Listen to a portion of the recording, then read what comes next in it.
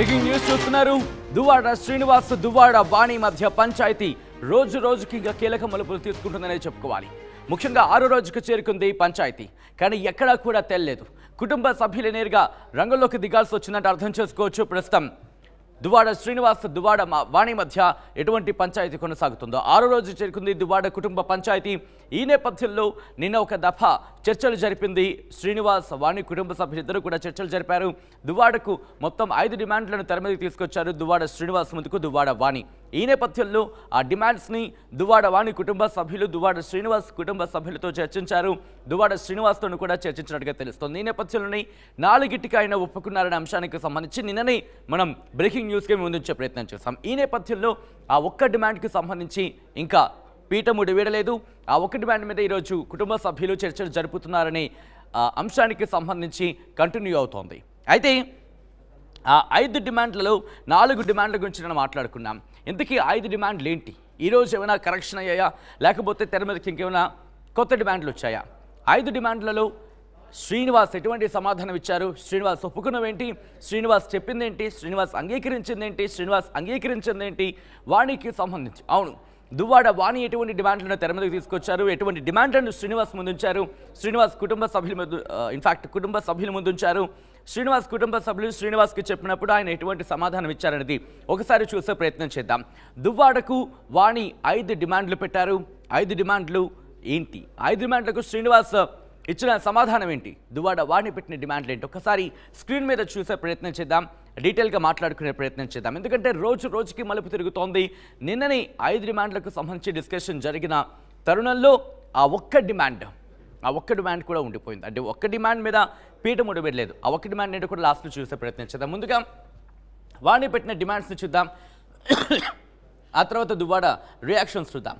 ముందుగా మొదటి డిమాండ్ గ్రెనేడ్కి సంబంధించి. గ్రెనేడ్ ఫ్యాక్టరీని అప్పగించాలంటూ కూడా దువ్వాడ వాణి డిమాండ్ పెట్టినట్టుగా తెలుస్తోంది. అదే అంశానికి సంబంధించి నా ఆస్తులన్నీ పిల్లలకి అంటూ కూడా ఆయన సమాధానం ఇచ్చినట్టుగా సమాచారం. ఇక moving on to the next graphic వెళ్ళే ప్రయత్నం చేస్తే నెక్స్ట్ డిమాండ్ టెక్కరలో ఉన్న ఇంటిని అప్పగించాలంటూ కూడా దువ్వాడ వాణి డిమాండ్ పెట్టినట్టుగా తెలుస్తోంది. దీనికి ఇంటిని అప్పగిస్తానంటూ కూడా దువ్వాడ శ్రీనివాస్ అంగీకరించినట్టుగా సమాచారం. నెక్స్ట్ డిమాండ్ గురించి మాట్లాడే ప్రయత్నం చేద్దాం. ఇక్కడ పిల్లల చదువులతో పాటు వారి మెయింటెనెన్స్ చూసుకోవాలంటే కనుక పిల్లల బాధ్యత తానే తీసుకుంటా అంటూ కూడా దువ్వాడ ఆన్సర్ ఇచ్చినట్టుగా తెలుస్తోంది. ఇది 3వ డిమాండ్. ఇక 4వ డిమాండ్కి వెళ్ళే ప్రయత్నం చేద్దాం. ఇక్కడ విడాకుల అంశం న్యాయస్థానంలో పరిష్కరించుకుందామంటూ కూడా దువ్వాడ వాణి ఈ డిమాండ్ను తెర మీదకి తీసుకొస్తే ఇన్ఫాక్ట్ శ్రీనివాస్ కుటుంబ సభ్యుల ముందు పెడితే విడాకులపై న్యాయస్థానంలో పరిష్కరించుకునేందుకు తాను ఓకే అంటూ కూడా ఆయన సమాధానం ఇచ్చినట్టుగా తెలుస్తోంది. ఇది 4వ డిమాండ్. ఇక ఆఖరి డిమాండ్కి సంబంధించి మాట్లాడుకునే ప్రయత్నం చేద్దాం. ఈ ఆఖరి డిమాండ్ దగ్గరే ఆఖరి డిమాండ్ దగ్గరే పీఠముడి పెట్టలేదు. ఆ చిక్కుముడి ఇక్కడే ఇంకా కంటిన్యూ అవుతుంది. ఈ నేపథ్యంలో ఆ ఆఖరి డిమాండ్ ఏంటి? ఎందుకు ఆ ఆఖరి డిమాండ్ గురించి పెద్దగా చర్చ జరుగుతోంది, పెద్ద ఎత్తున చర్చ జరుగుతోంది. ఇక్కడ దువ్వాడ శ్రీనివాస్ ఎందుకు ఒప్పుకోవటం లేదు? ఇందుకే ఆఖరి డిమాండ్ ఏంటి? ఆఖరి డిమాండ్ వాణి ఎందుకు తెర మీద తీసుకొచ్చారు?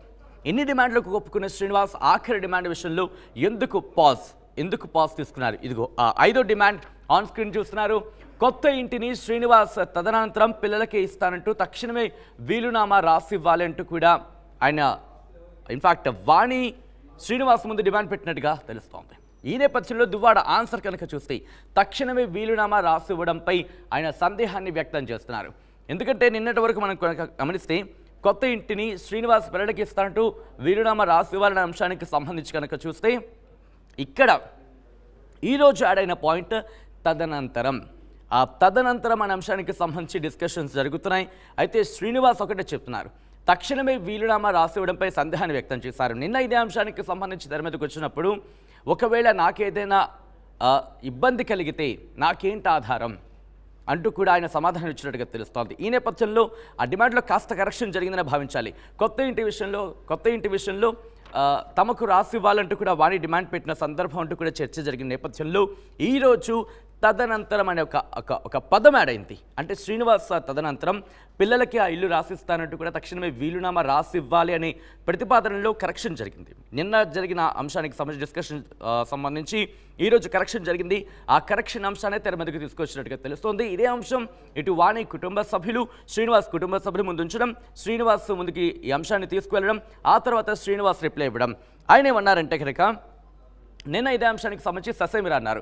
కొత్త ఇంటికి సంబంధించి నాకు ఉండాలి, నాకు ఏదైనా ఒకవేళ అది కూడా లేకపోతే నా పరిస్థితి ఏంటి, రేపు ఉదయం జరగడానికి ఏమైనా జరిగితే కనుక నా విషయంలో నాకేంటి, నాకు రక్షణగా ఉండేదేంటి అంటూ కూడా ఆయన ప్రశ్నను లేవనెత్తిన నేపథ్యంలో దీనికి సంబంధించి డిస్కషన్స్ జరిగినట్టుగానే భావించవచ్చు. ఆ తర్వాత ఆ డెవలప్మెంట్స్లో ఆ తర్వాత కుటుంబ సభ్యుల చర్చల తర్వాత 5వ డిమాండ్ విషయంలో తదనంతరం అనే అంశాన్ని ఈరోజు వాణి డిమాండ్లో యాడ్ చేస్తున్నట్టుగానే భావించవచ్చు. అప్పుడు శ్రీనివాస్ ఇచ్చిన రియాక్షన్ ఏంటంటే తక్షణమే వీలునామా రాసివ్వడం మీద ఆయన సందేహాన్ని వ్యక్తం చేశారు. ఇప్పుడు రాసివ్వకపోవచ్చు కానీ బట్ ఎస్ దాంట్లో ఆలోచించాలి, దాన్ని సమీక్ష చేయాలి, ఆ తర్వాతే దీనికి క్లారిటీ వచ్చే అవకాశం ఉంది అనేది ఇటు కుటుంబ సభ్యుల నుంచి వినిపిస్తున్నమాట. ఒక్కసారి ఆ డిమాండ్స్ని ఓవరాల్గా చూసే ప్రయత్నం చేస్తే కనుక మొట్టమొదటిది గ్రెనైట్ ఫ్యాక్టరీని అప్పగించాలంటూ కూడా ఆయన దీనికి సంబంధించిన ఆస్తులన్నీ పిల్లలకి అంటూ కూడా చాలా ఇంట్రెస్టింగ్ సమాధానం ఇచ్చారు. ఇక్కడెక్కడ కూడా వాణి పేరు ప్రస్తావించిన పరిస్థితి అనేది చెప్పుకోవాలి ఫస్ట్ డిమాండ్లో. ఇక ఆ తర్వాత నెక్స్ట్ డిమాండ్కి సంబంధించి ఒకసారి మాట్లాడుకునే ప్రయత్నం చేస్తే టెక్కలలో ఉన్న ఇంటిని అప్పగించాలంటూ కూడా ఆయన చెప్పిన పరిస్థితి. అయితే ఇంటిని అప్పగిస్తాను అని చెప్పారు కానీ ఎవరి పేరు మీద రాస్తాను అనేది ఇక్కడ క్లారిటీ రావాల్సిన సందర్భం ఉంది అనే చర్చ జరుగుతోంది. ఇక మూడోది పిల్లల చదువులతో పాటు వారి మెయింటెనెన్స్ చూసుకోవాలంటూ కూడా వాణి ఇటు శ్రీనివాస్ ముందు డిమాండ్ పెట్టినట్టుగా తెలుస్తోంది. దీనికి ఆయన పిల్లల బాధ్యత తానే తీసుకుంటా అంటూ కూడా ఇన్ఫ్యాక్ట్ ఆయన ఒప్పుకున్నట్టుగా తెలుస్తోంది. ఇక నాలుగోది విడాకుల అంశానికి సంబంధించి న్యాయస్థానంలో పరిష్కరించుకుందామంటే కనుక పరిష్కరించుకునేందుకు ఓకే అంటూ కూడా ఆయన అంగీకరించినట్టుగా తెలుస్తోంది. ఇది 4 డిమాండ్లు. ఈ 4 డిమాండ్ల వరకు అంతా సజావుగానే సాగిందనే చర్చ జరుగుతోంది. ఒక చిన్న డిస్కషన్ తప్ప, చిన్న డిస్కషన్స్ తప్ప. కానీ ఐదో దానికి రాబోతు మాత్రం ఐదో డిమాండ్కి నిన్న మధ్యాహ్నం నుంచి కూడా తీవ్రమైన డిస్కషన్ జరిగింది. కుటుంబ సభ్యులకు సంబంధించి పిల్లలతో పాటు డిస్కషన్ చేస్తున్నట్టు తెలుస్తోంది. అయితే ఎక్కడా కూడా వీళ్ళిద్దరిని ఎదురెదురుగా కూర్చోబెట్టి డిస్కషన్ జరపలేదు అనేది ఇక్కడ వినిపిస్తున్నమాట. వాణి కుటుంబ సభ్యులు అలాగే శ్రీనివాస్ కుటుంబ సభ్యులు వీళ్ళిద్దరూ కూడా వాణితోనూ శ్రీనివాస్తోనూ మాట్లాడుతూ వీళ్ళ డిమాండ్స్ అంటే వాణి డిమాండ్స్ని శ్రీనివాస్ సంబంధించిన క్వశ్చన్స్ కావచ్చు, క్వేరీస్ కావచ్చు ఉంటే అది వాణి కుటుంబ సభ్యుడిని ఇలా మధ్యవర్తిత్వం వహించారని చెప్పుకోవాలి. వాణికి శ్రీనివాస్కి మధ్య కుటుంబ సభ్యులు ఈ పంచాయతీకి సంబంధించి డిస్కషన్స్ వాళ్ళు జరుపుతున్నారు. జరిపిన తర్వాత కొలుక్కొచ్చిన తర్వాత ఆ అంశాన్ని ఇటు ఒకవేళ వాణి డిమాండ్ని కనుక రైజ్ చేస్తే శ్రీనివాస్ ముందుకు వాణి అలాగే శ్రీనివాస్ కుటుంబ సభ్యులు తీసుకువెళ్ళడం, అలాగే శ్రీనివాస్ కనుక ఏమైనా క్వశ్చన్స్ని కావచ్చు, క్వైరీస్ని కావచ్చు వాటిని కనుక రైజ్ చేస్తే ఇన్ఫ్యాక్ట్ లేవనెత్తితే వాటిని శ్రీనివాస్ కుటుంబ సభ్యులు వాణి కుటుంబ సభ్యులతో చర్చించి వాణితో మాట్లాడించి అక్కడి నుంచి ఇన్ఫర్మేషన్ కావచ్చు, కన్ఫర్మేషన్ కావచ్చు అక్కడ తీసుకున్న పరిస్థితి.